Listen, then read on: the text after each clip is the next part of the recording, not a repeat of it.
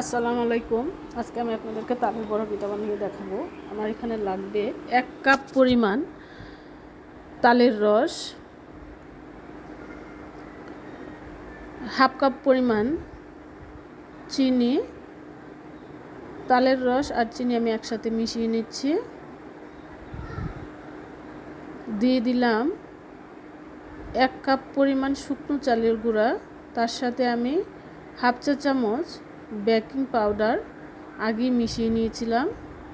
এখন দিয়ে দিলাম সামান্য পরিমাণ আটা। আপনাদের যাদের আটা নেই ময়দা দিলেও হবে। সবগুলো উপকরণ একসাথে মিশিয়ে তারপর আমি দিয়ে দিলাম হাফ কাপ পরিমাণ নারকেল কুড়ানো। আমি একসাথে সব উপকরণ মিশিয়ে নিচ্ছি।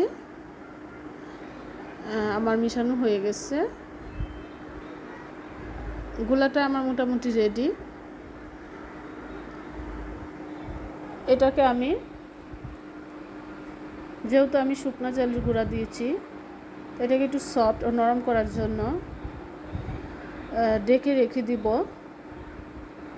প্রায় 40 মিনিটের মতো। ফিরে আসবো 40 মিনিট পর।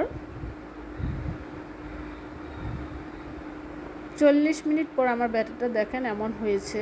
খুব বেশি শক্তও না, খুব বেশি নরমও হয়নি। এটা এখন প্রস্তুত হয়ে গেছে পিঠার জন্য।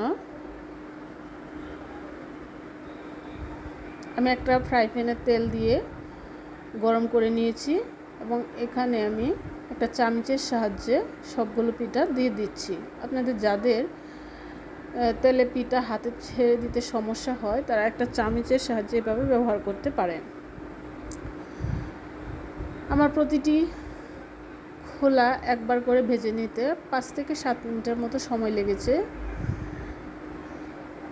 চুলাটা অবশ্যই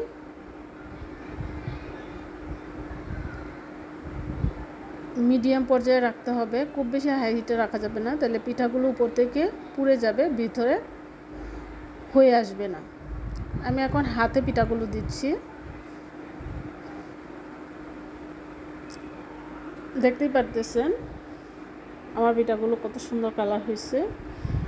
এখন এই পর্যায়ে আসলে আমি পিঠাগুলো নামিয়ে নিব।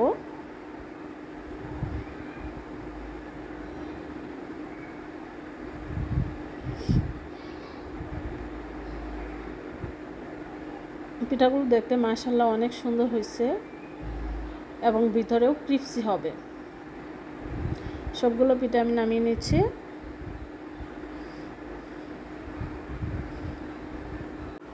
পিঠাগুলো নামিয়ে ঠান্ডা করে নিয়েছি।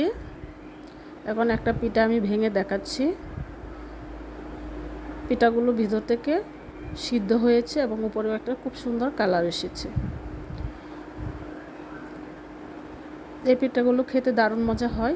আমি একটা এয়ারটাইট ঝাড়ে পিঠাগুলো রেখে নর্মাল ফ্রিজে রেখে দেবো। এইভাবে আপনারা 8 থেকে 10 দিনের মতো রেখে সংরক্ষণ করে খেতে পারবেন। ধন্যবাদ। আসসালামু আলাইকুম।